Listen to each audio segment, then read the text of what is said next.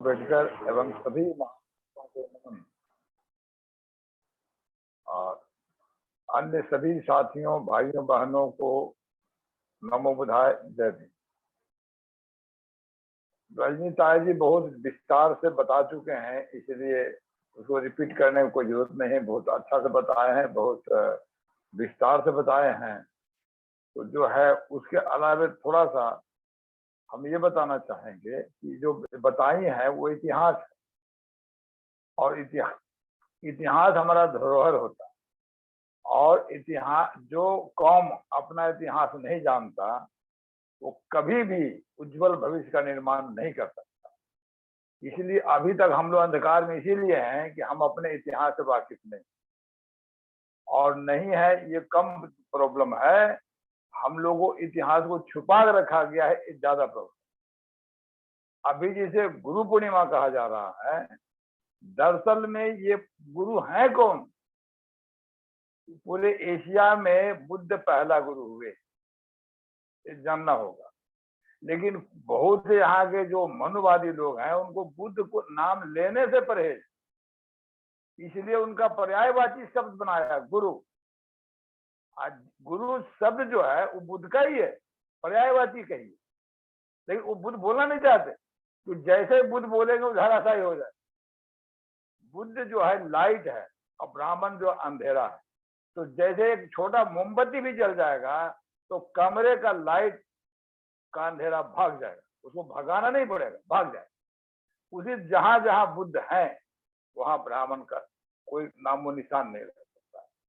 और ब्राह्मण हावी होना चाहा भारत में, इसलिए करके बुद्ध को ही गायब, बुद्ध नाम को भी गायब। ये रहस्य भी जानना जरूरी है। इतिहास तो जानना जरूरी है, लेकिन रहस्य भी बहुत जरूरी है। हम बोलते हैं बिना गुरु का ज्ञान नहीं, कहावत हम लोग का, बिना गुरु का ज्ञान नहीं। तो गुरु तो हुए, परम गुरु हुए, लेकिन पहला गुरु तो माँ होती है, उनका भी गुरु में नाम आता है।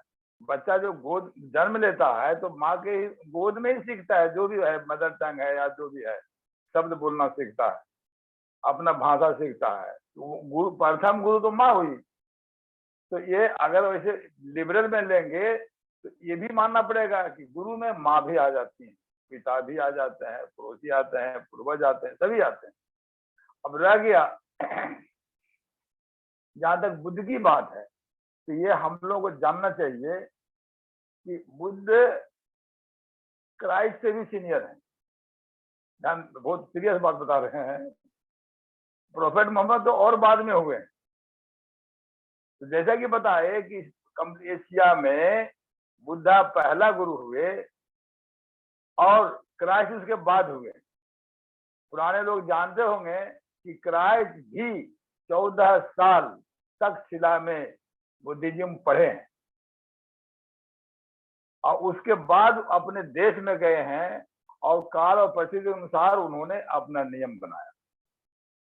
प्रोफेट मोहम्मद और उसके बाद हुए हैं। इसलिए सिद्धांत क्रिश्चियन का सिद्धांत और मुस्लिम का सिद्धांत मिलता जुलता है। इसके बाद और अगर आगे बढ़ते हैं तो गुरु नानक को लीजिए, ये भी गुरु ही है।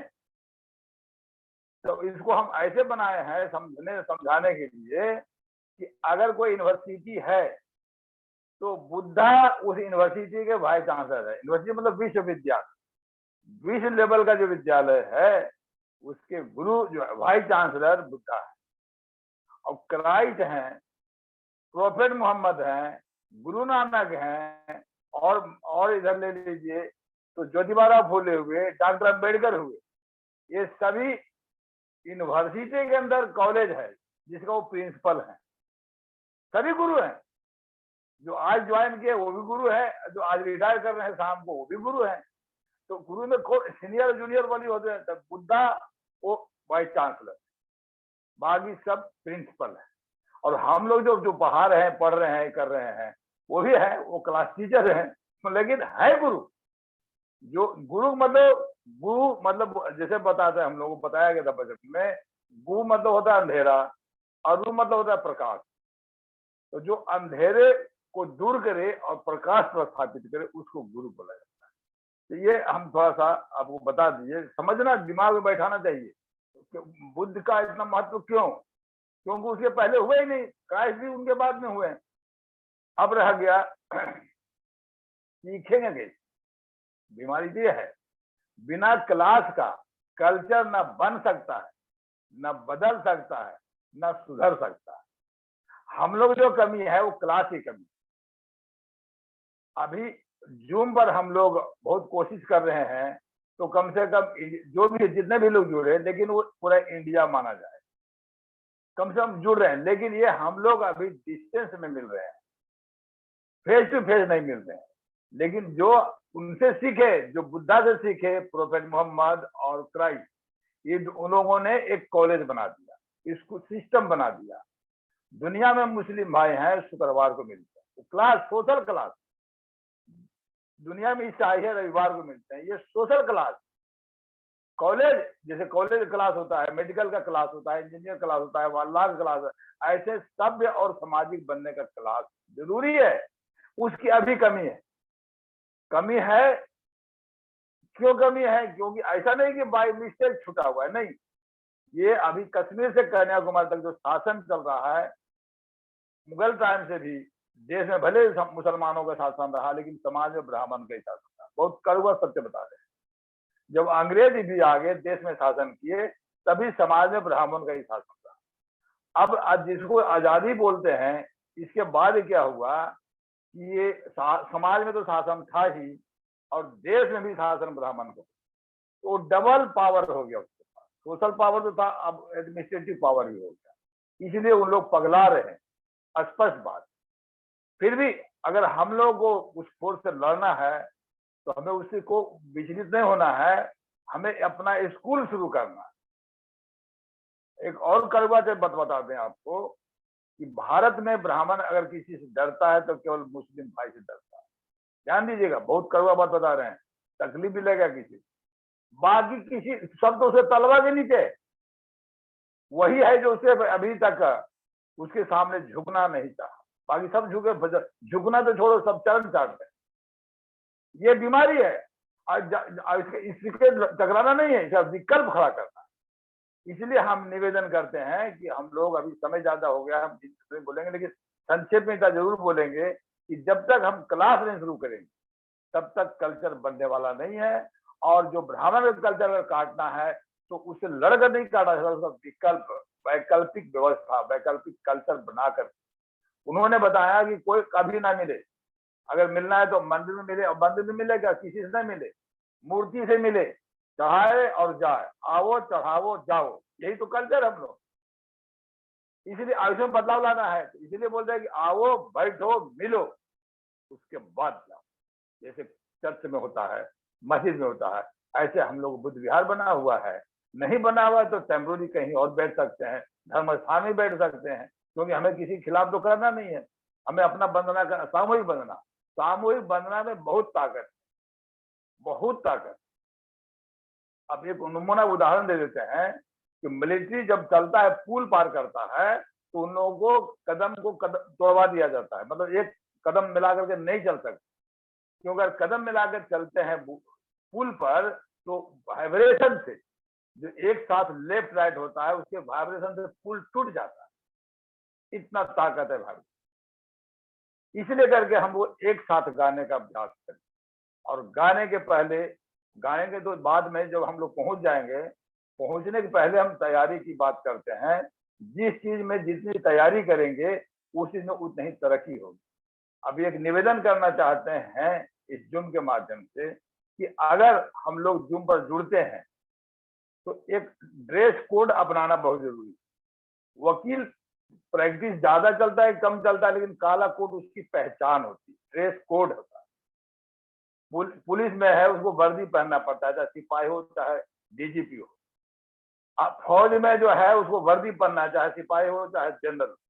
उसी तरह से हम लोग किसी भी रैंक में हो, अगर जूम पर जुड़ रहे हैं, तो हम लोग एक सब कोड होना चाहिए कि जो भी कम से कम जूम पर सफेद शर्ट में आना चाहिए। अगर सफेद शर्ट पहनते हैं, उसी समय माइंड मेकअप हो जाता है कि हमें अब मीटिंग में जुड़ना है, ये तैयारी है। अब जैसे तैसे आ जाते हैं, इसका मतलब कि अब जरूर टाइम को मेंटेन कर रहे हैं, लेकिन अब तैयार होकर नहीं आए। हमको थोड़ा मिलिट्री का भी अनुभव है, इसलिए हम बता रहे हैं। तैयारी मतलब होता है कंप्लीट वेल ड्रेस्ड होना। तो हम लोग जब भी जुड़े जूम पर, तो सफेद ड्रेस शर्ट कम से कम, अगर फिजिकली जैसे हम लोग सांची में मिले या बुध गया में मिले या अभी लुम्बिनी मिलने वाले हैं, तो हम लोग सफेद मेंटेन करते हैं।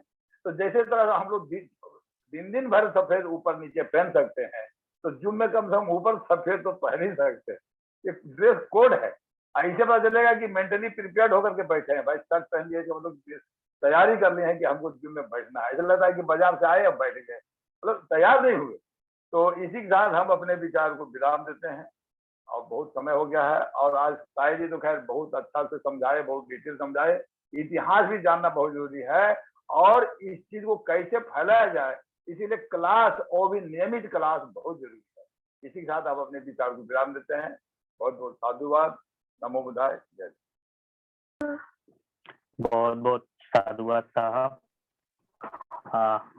आपने काफी अच्छी जानकारी हमारे बीच में रखी, और जब भी आप हमारे बीच में जूम पर या सामने जब भी आप अपनी बात रखते हैं, तो काफी हमको अंदर तक, गहराई तक उस बातों को सीखने से उसका एहसास होता है कि नहीं, ये बात हमें कहीं नहीं मिली और आपके माध्यम से मिली। तो बहुत बहुत साधुवाद साहब। समय भी हो रहा है, तो मैं आज की इस वेबिनार में माननीय हमारे संस्था के संस्थापक महोदय जी जुड़े हुए हैं, तो मैं उनको भी 2 शब्द के लिए सादर आमंत्रित करना चाहूंगा कि वह हमारे बीच में 2 शब्द रखें। माननीय धर्म प्रकाश भारती बोस साहब।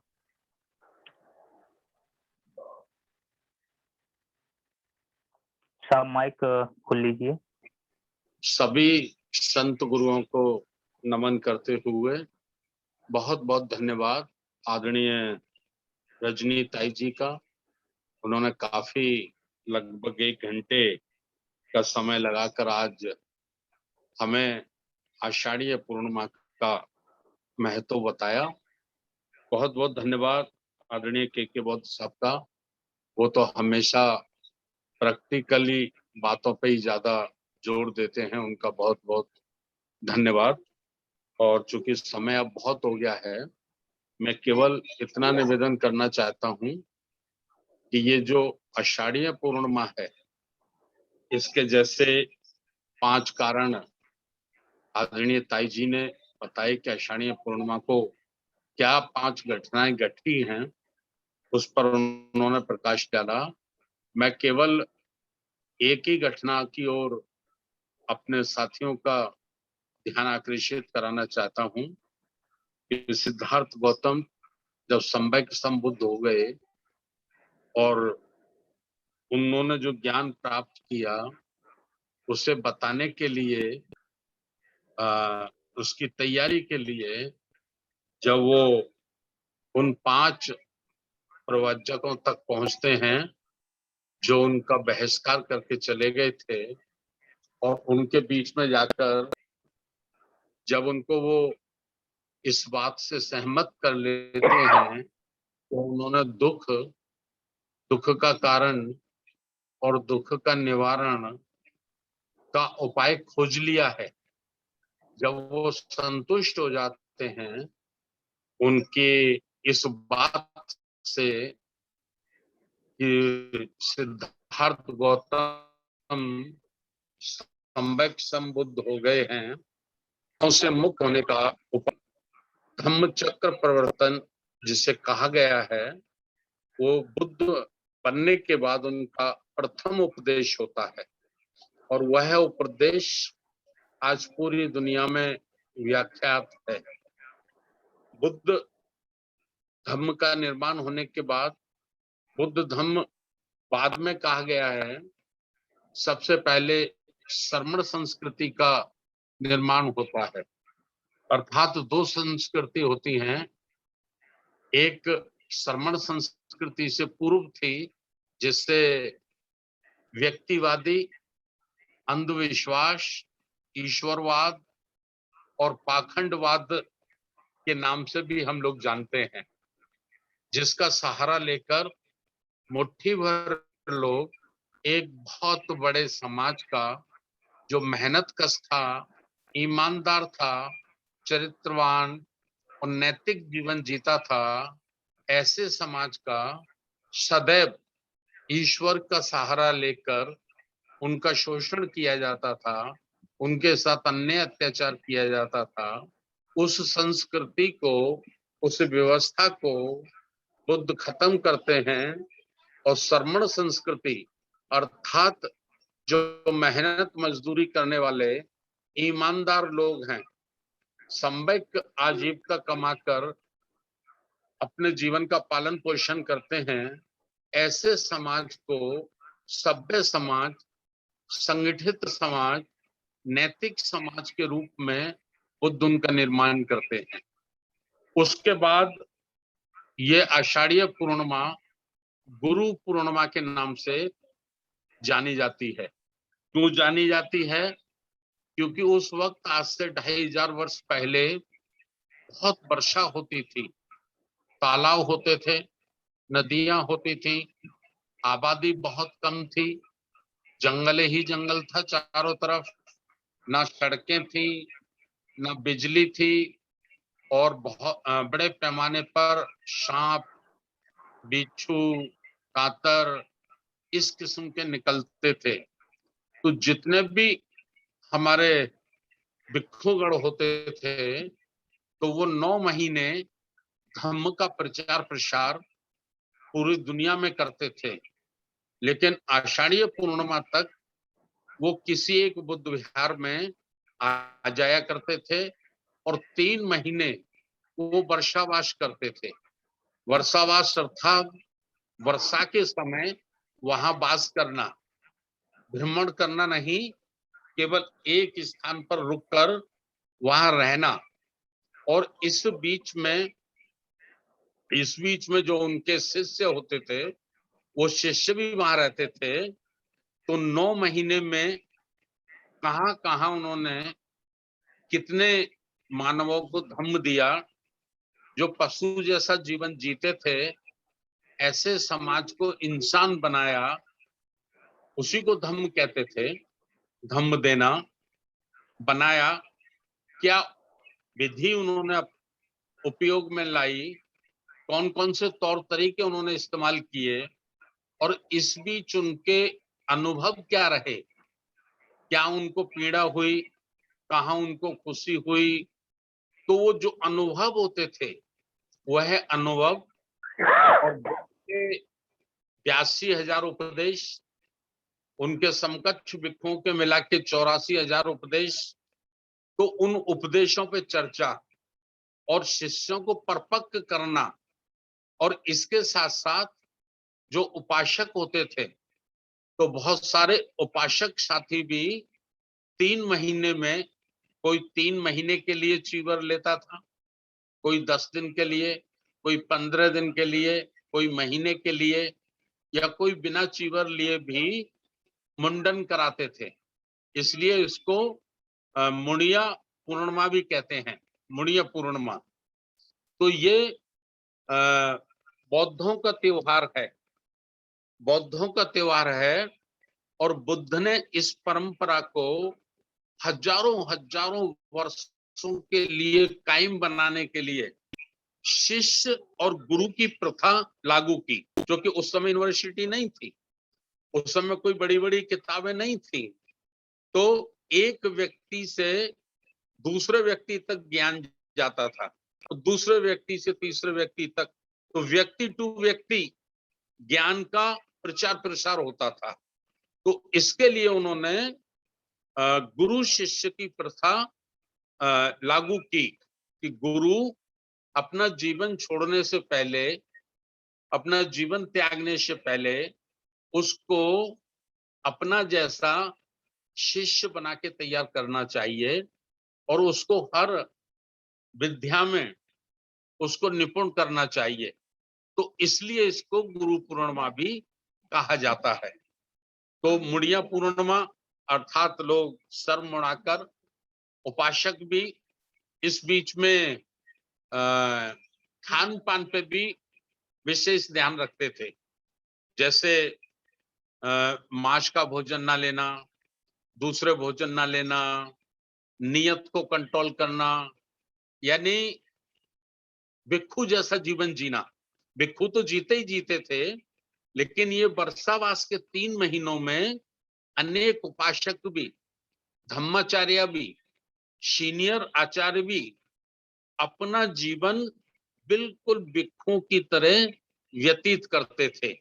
तो इसलिए ये गुरु पूर्णिमा बनी। लेकिन धीरे धीरे जब धम्म को खत्म कर दिया गया, धम्म की संस्कृति को नष्ट कर दिया गया, तो समाज में तो ये प्रथा व्यापक थी, समाज के बीच में तो ये प्रथा थी, तो उसका ब्राह्मणीकरण किया गया और उसको गुरु पूर्णिमा के नाम से फिर इस पर कब्जा किया गया।